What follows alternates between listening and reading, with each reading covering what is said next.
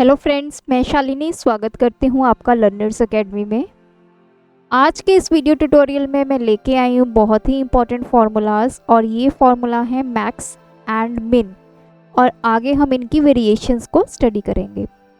Max and मिन, जैसा कि आपको नाम से ही पता चल रहा है, मैक्स फंक्शन जो है आपको एक डेटा में से मैक्सिमम वैल्यू रिटर्न करेगा और मिन फंक्शन आपको डेटा में से मिनिमम वैल्यू फाइंड करेगा।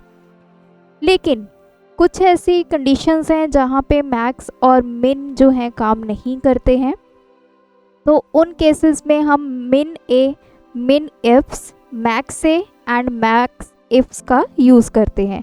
तो इस वीडियो में मैं आपको ये सारे फंक्शंस एक एक करके बताऊंगी, इनको आपने कब यूज़ करना है और कैसे आप इनको अपनी एक्सेल की शीट में यूज़ करेंगे। तो आप एंड तक मेरे साथ इस वीडियो में बने रहिए। चैनल पर नए हैं तो चैनल को सब्सक्राइब कर लीजिए और बेल आइकन को प्रेस करना मत भूलिए ताकि आगे आने वाली ऐसी एक्सेल की वीडियोस आप मिस ना कर सकें। तो चलिए ट्यूटोरियल को स्टार्ट करते हैं।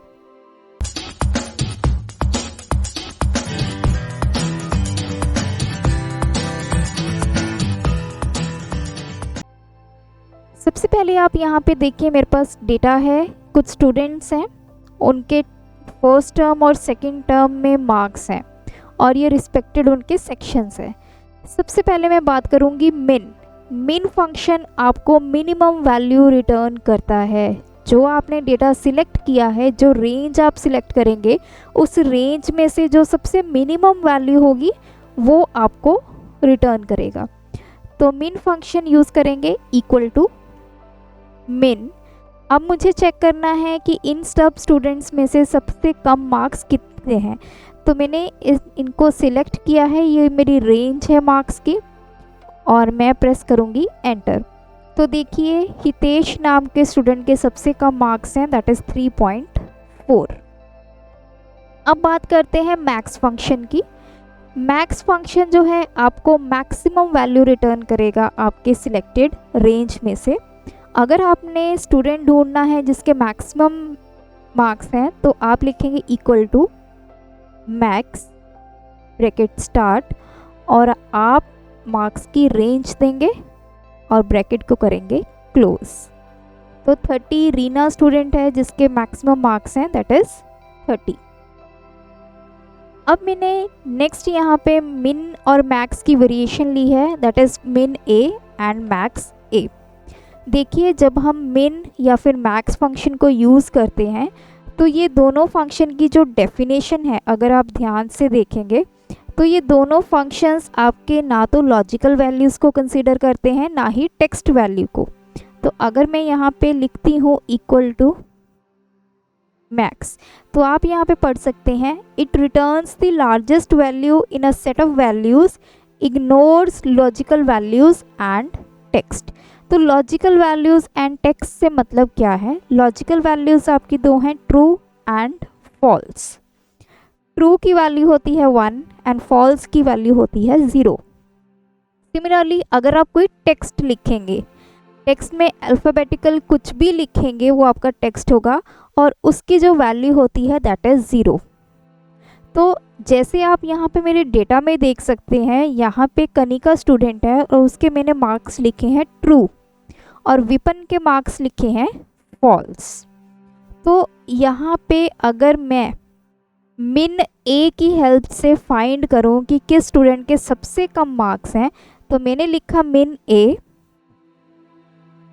और ब्रैकेट स्टार्ट और अपनी रेंज सिलेक्ट की and bracket close and enter. तो देखिए आपको वैल्यू मिल रही है 0। ये 0 वैल्यू बेसिकली आई कहाँ से है? 0 वैल्यू आपकी आई है logical value, that is false. तो इसका मतलब विपन स्टूडेंट है जिसके मार्क्स कितने हैं? 0। तो इंस्टेड ऑफ 0 हमने यहाँ पे फॉल्स लिखा है। तो ये आपका मिन फंक्शन डिटेक्ट नहीं करेगा। जो मिन फंक्शन है वो आपका लॉजिकल वैल्यूज़ और टेक्स्ट को इग्नोर करता है। लेकिन मिन ए एंड मैक्स ए ये दोनों ही ऐसे फंक्शंस हैं जो आपके लॉजिकल टेक्स्ट एंड आपके सिंपल टेक्स्ट को, जो अल्फ़ान्यूमेरिक टेक्स्ट होता है, उसको अपने फॉर्मूला के विद इन उसको लेते हैं। अब मैक्स ए की बात करें, अगर मैं मैक्स ए इस फंक्शन पे लगाऊंगी तो यहाँ पे सबसे मैक्सिमम वैल्यू 30 है, तो ये 30 ही मुझे शो करेगा। तो equal to max A bracket start, और यहाँ पे मैंने इसको सिलेक्ट किया और एंटर, तो देखिए 30 मार्क्स आ गए। तो डिफरेंस आपको कहाँ से समझ आएगा, यहाँ पे मैंने कुछ और वैल्यूज़ लिखी हुई हैं, जैसे आप देख सकते हैं मैंने डेसिमल वैल्यूज़ लिखी हैं। अगर मैं डेसिमल वैल्यूज़ के ऊपर यहाँ पर इस डेटा के ऊपर मैक्स से लगाऊंगी तो यहाँ पे आप देख सकते हैं मैंने एक वैल्यू लिखी है ट्रू और एक लिखी है फॉल्स। तो यहाँ पे मैक्स से लगाकर देखते हैं हमें क्या रिजल्ट मिलेगा। मैक्स ए ब्रैकेट स्टार्ट, और इस रेंज को आप सिलेक्ट करेंगे and bracket close and enter. तो यहाँ पे आपको वैल्यू मिल रही है 8.9, क्योंकि आपकी यहाँ पे सबसे बड़ी वैल्यू है 8.9। अगर मैं और बात करूँ, यहाँ पे मैं एक वैल्यू लेती हूँ 0.6, 0.2, 0.3 और एक मैंने वैल्यू लिखी है ट्रू। अगर आप इस पर्टिकुलर डेटा के ऊपर लगाएंगे अपना मैक्स से function, max A bracket start, और इस डेटा रेंज को मैंने सिलेक्ट किया, एंटर, तो देखिए आपको आंसर मिला है 1। 1 कहाँ से मिला, ये सारी जो डेसिमल वैल्यूज़ हैं ये 1 से छोटी हैं, इसमें मैक्सिमम वैल्यू क्या है 1, जो कहाँ से जनरेट हुई, आपके लॉजिकल वैल्यू ट्रू से। तो मैक्स ए एंड मिन ए जो है आपका वो लॉजिकल वैल्यूज़ और टेक्स्ट को भी अपने फंक्शन में इंक्लूड करता है। तो अब बात आ जाती है, नेक्स्ट है मिन इफ्स एंड मैक्स इफ्स। इस फंक्शन का यूज़ आप तब करेंगे अगर आपने कोई मिनिमम वैल्यू फाइंड करनी है या मैक्सिमम वैल्यू फाइंड करनी है, लेकिन वो मिनिमम वैल्यू और मैक्सिमम वैल्यू किसी कंडीशन के बेस पे आपने फाइंड करनी है। तो उस केस में आप यहाँ पे मिन इफ्स एंड मैक्स इफ्स का यूज़ करेंगे, और कंडीशन आपकी सिंगल नहीं, आपकी मल्टीपल कंडीशन हो सकती है। तो इस डेटा को मैं अभी यहाँ से डिलीट कर देती हूँ। तो सबसे पहले मिन इफ समझते हैं। अब जैसे यहाँ पे मुझे देखना है कि फर्स्ट टर्म में जो डेजी सेक्शन है उसमें सबसे मिनिमम मार्क्स कितने हैं। तो फर्स्ट टर्म में आप देख सकते हैं बहुत सारे स्टूडेंट्स हैं जिन्होंने फर्स्ट टर्म का एग्ज़ाम दिया है और सेक्शन उसका है डेजी। तो इक्वल टू मिन इफ्स ब्रैकेट स्टार्ट, सबसे पहले आपसे रेंज मांगी गई है, कहाँ से आपने मिनिमम वैल्यू फाइंड करनी है। तो मैंने ये रेंज ले ली है,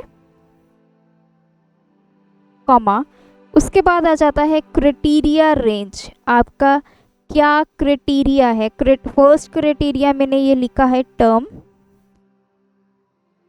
उसके बाद आ जाता है क्राइटेरिया। क्राइटेरिया में देखिए यहाँ पे मेरा ये टेक्स्ट है तो मैं इसको इन्वर्टेड कॉमास में भी लिख सकती हूँ कुछ इस तरह से, जैसे मैंने लिखा फर्स्ट, या फिर इसकी जगह पे मैं सेल रेफरेंस दे सकती हूँ। मेरा फर्स्ट कहाँ पे लिखा है वो सेल का रेफरेंस मैं यहाँ पे दे सकती हूँ, कॉमा। उसके बाद आ जाता है यहाँ पर नेक्स्ट क्राइटेरिया रेंज। तो नेक्स्ट क्राइटेरिया मेरा क्या है, ये सेक्शन, कॉमा, और सेक्शन मैंने क्या क्राइटेरिया रखना है, सेक्शन मेरा क्या होना चाहिए, डेजी।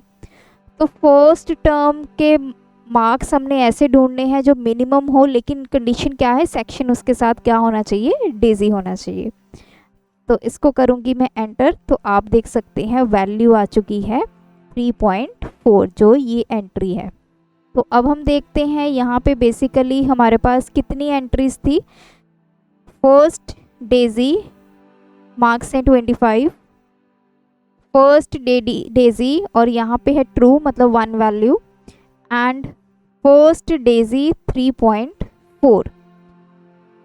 यहाँ पे ये देखिए ये जो ट्रू है ये कंसिडर नहीं होगा। क्यों नहीं होगा, क्योंकि मिन इफ्स में आपका ये लॉजिकल वैल्यूज़ कंसिडर नहीं करता है, तो इसलिए हमें आंसर मिला है 3.4। इन वैल्यूज़ को हम चेंज कर देते हैं, यहाँ पे मैं लिख देती हूँ कुछ मार्क्स, और सिमिलरली यहाँ पर। तो अब बढ़ते हैं मैक्स इफ्स की तरह। ये सिमिलर काम करता है मिन इफ्स की तरह, लेकिन इसमें आपकी मैक्सिमम वैल्यू फाइंड होगी। तो मैंने सेम हम वही चीज़ देखेंगे। वो स्टूडेंट जिसने फर्स्ट टर्म का पेपर दिया है और उसका सेक्शन डेजी है, मैक्सिमम कितने मार्क्स उसने गेन किए हैं। तो ऐसा हमने ढूंढना है।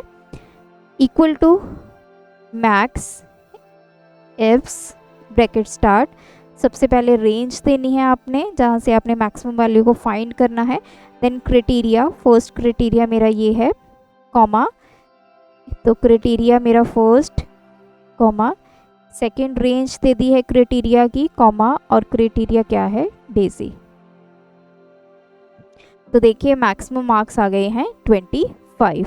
तो 3 एंट्रीज है हमारे पास, एक है वैल्यू 25, एक है 15 और एक है 3.4। तो इनमें से मैक्सिमम वैल्यू हमारी क्या थी, 25, तो वो आपको एज अ रिज़ल्ट मिल चुका है। तो इस तरह से आप भी अपनी एक्सेल शीट में इन फार्मूलाज़ को यूज़ कर सकते हैं और बहुत ही जल्दी आप रिज़ल्ट ले सकते हैं। अगर आपको ये वीडियो अच्छी लगी, हमारे चैनल को सब्सक्राइब कीजिए। ऐसी और वीडियोस देखने के लिए आप मेरी एक्सेल की प्लेलिस्ट को चेक कर सकते हैं। तो मिलते हैं आपको नेक्स्ट वीडियो में। Thanks for watching my video, keep supporting us.